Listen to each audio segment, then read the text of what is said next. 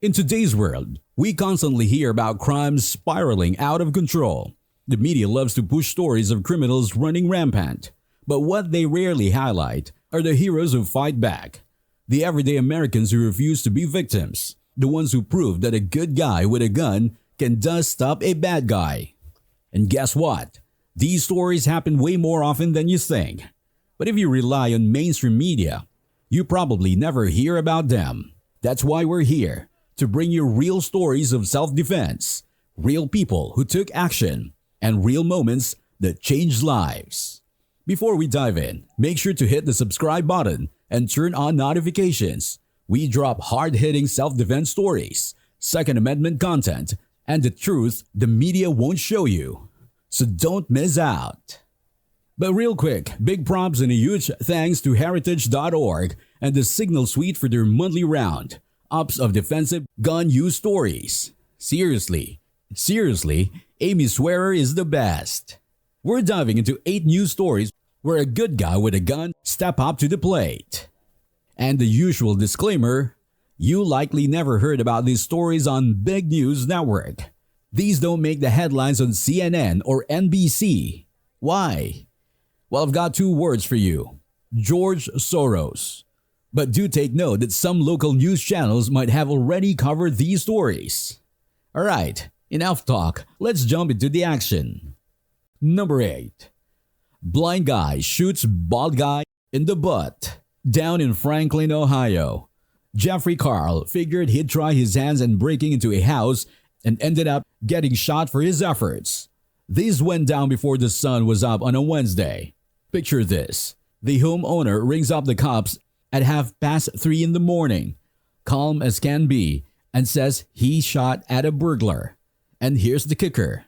The guy's vision is shot, and he just rolled out of hospital that very night. His nephew spilled the beans to the local news. The homeowner wasn't sure if his shot landed, but the police and their canines sniff out a blood trail to a shed nearby. And who's inside? None other than Carl, camped out in his buddy Joe Lewis' shed. Joe's reaction?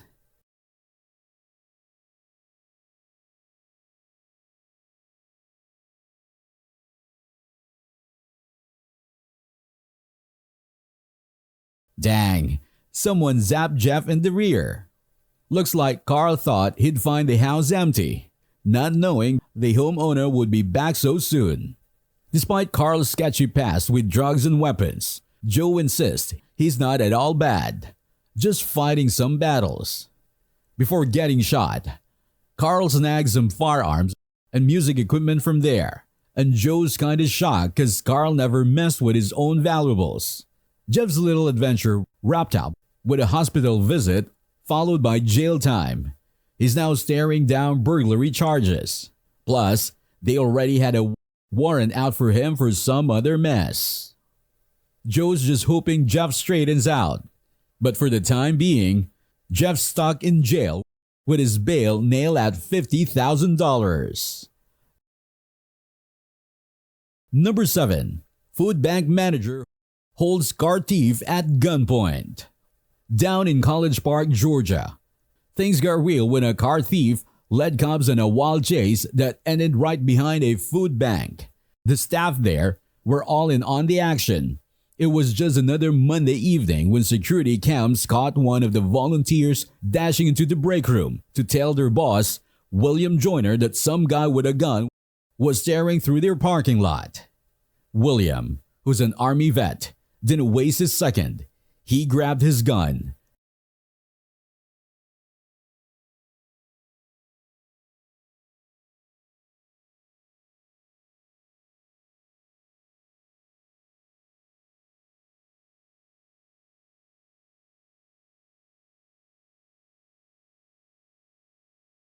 Got it ready and stepped outside to handle business.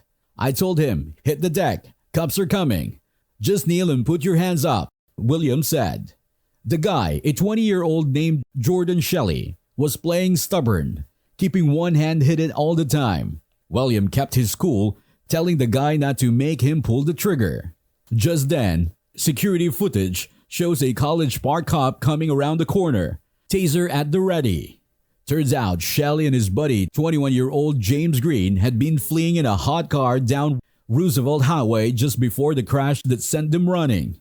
Bus stop, wreckage, and all. While Green got caught fast, Shelley hightailed it across train tracks and ducked into the food bank's lot. Now they're both slapped with obstruction charges, and Green's got extra for theft and smashing up property.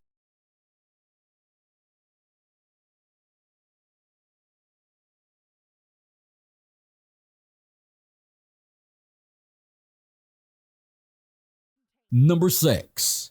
Woman helps cop catch fugitive. In Detroit, a guy is in the hospital after he bolted from the cops and got shot by a woman whose Porsche he decided to crash. Cops were on his tail on a Thursday night because he was involved in a hit and run. He wasn't up for stopping though, so he led them on a low-speed chase. That ended up on someone's front step on Cherry Lawn near Santa Clara. It all went down little past 11 p.m. This 24-year-old dude rushed into the porch of a 42-year-old lady, and she didn't hesitate to shoot.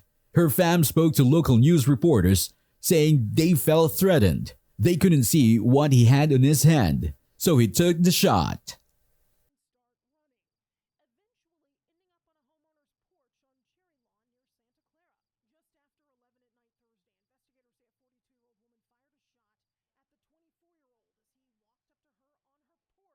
A guy from the neighborhood was like, "With everything going down around here, you've got to keep your family safe. Nobody can blame you for defending your turf." The cops chatted with the woman and then let her go. Meanwhile, the guy she shot is looking at charges for fleeing, resisting, and obstruction. He's laid up in the hospital in serious condition.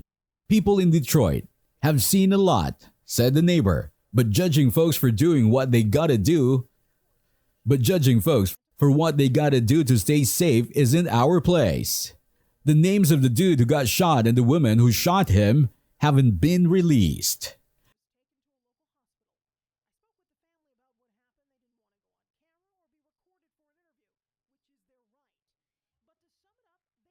Number 5. Clerk scares robber armed with a shotgun. A robber casually strolled into a Florida convenience store with a shotgun, claiming he was from Chicago. But he bolted when the clerk showed he wasn't messing around and pulled out his own weapon. The cop said 32-year-old Rakeem Stephen Tate made a real mess of things when he decided to walk into the store with his shotgun in plain sight.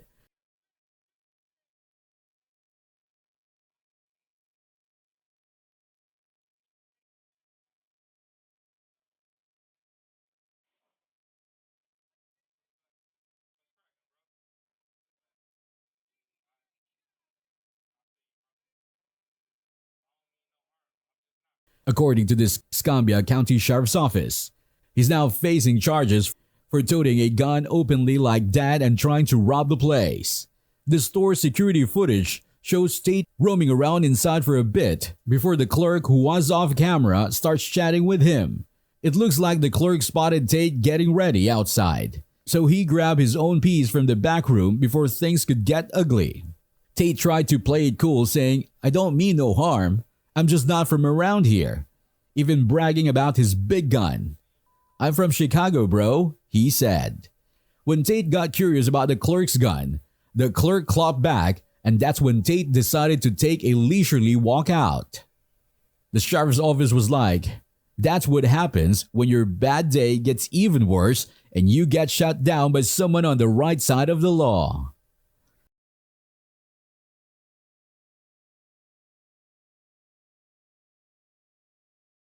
Number 4. 17-year-old stops 4-man home invasion. Down in Channelview, Texas, a 17-year-old kid turned hero when he took out a couple of armed guys trying to force their way into his home. At least, that's the word from Harris County Sheriff Ed Gonzalez. It all went down on a Friday night, around 10:40 p.m. The Harris County deputies got a hot call about shots being fired over on the 1600 block of First Street. There's this video floating around that caught 4 suspects pulling up and parking next to the house they were eyeing, but things went south for them real quick. In just a minute or two, you can see two of these guys booking it back to their car and hitting the gas. When the cops got there, they found two of the crew out on the lawn, gunned down and not moving. Inside a house were a woman, a young kid about 12 and two 17-year-olds, all shaken up but okay. Turns out, the 17-year-old wasn't having it. He grabbed his shotgun and let it rip, hitting the guys who broke in. Man, even the neighbor's place got caught up in the mess, with their house and car taking 9 bullets. Miraculously, nobody else got hurt. It's pretty wild stuff.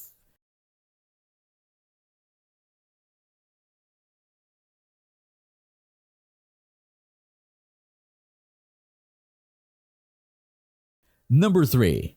Store owner neutralizes armed popcorn robber. Over in Ridgeland, Mississippi, a shooting went down at North Park Mall one Saturday afternoon.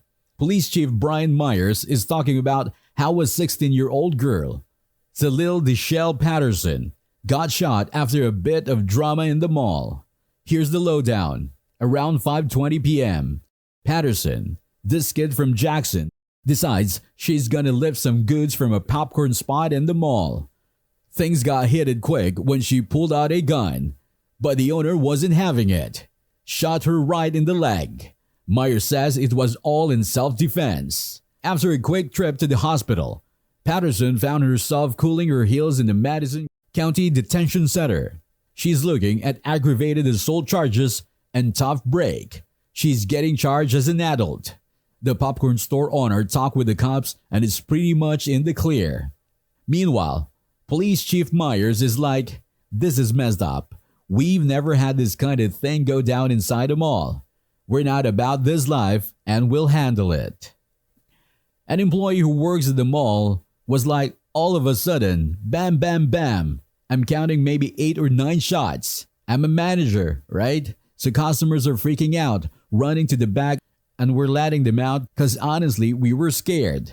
Then I see this girl, Patterson, shot and stumbling down in front of our spot. Scared the daylights out of me. Lucky thing, nobody else got hurt. Myers said they're gonna bring this whole mess in front of the Madison County Grand Jury. Number 2. Chinese lady weighs drunk home invader. In Stanislaus County, a late-night ruckus had a Patterson homeowner grabbing her revolver. Her husband was fending off a drunk intruder trying to crash their space. This went down after 10 p.m. on a Saturday. The cops were tipped off to trouble on Ashwood Lane after a neighbor who barely spoke English reported she'd shot an intruder. The police found an unmoving guy at the front door and clamped down on the area. After some shouting, they got everyone out of the house to suss out the story. Once the scene was safe, the pros took over. Surveillance and witnesses told the story. Angelo Santana, 22, liquored up and tried busting into the house. Homeowners Yu Hui Zhang and Yang Luan stood their ground. Yang scraped with Santana at the doorstep, escaping with just few scratches. Yu Hui, who'd only recently armed himself, defended her husband, emptying the revolver into Santana. No arrest, yet looks like Yu Hui was just defending her home as Santana came unarmed. Santana, known for his boozy drop-ins, apparently liked to look for pals in the neighborhood after a few too many. Number 1. Armed Good Samaritan saves stranger. In Wichita, Kansas, Julian Gonzalez, a 38-year-old from Newton, found himself in hot water over a wild car crash stabbing combo weeks ago. The guy's hit with a laundry list of charges, including attempted murder, and is cooling his heels in jail with bail set of $250,000. Here's the lowdown. Wichita's finest nabbed Gonzalez after some mayhem unfolded on a Wednesday night. The cops show up to a wreck and scuffle, with bystanders pitching in to help a guy who got stabbed. Big shout out to the locals who didn't just stand by. One person used their right to corner the attacker, and another kept him at gunpoint until the cops took over. What sparked it all? Gonzalez used his Hyundai to slam a Chevy carrying a lady and 2 kids Then he flipped, smashing windows with nunchucks before going on a stabbing spree. Heroic bystanders put Gonzalez on pause at gunpoint and pitched in with life-saving first aid. The mom and kids got out with minor cuts, but all of them ended up at the hospital. Gonzalez isn't a stranger to the law. Got a rap sheet with aggravated battery already on it. On the chaotic evening, a crush turned into a stabbing, leaving 3 injured. The tension had been mounting all week. Post-crash, as tempers flared, the stabbing happened. But hey, Wichita citizens step up, some using their belts and shirts to stop the bleeding. According to Lieutenant Waite of the WPD, those good Samaritans probably saved a life. Thankfully, the kids in the mix were okay.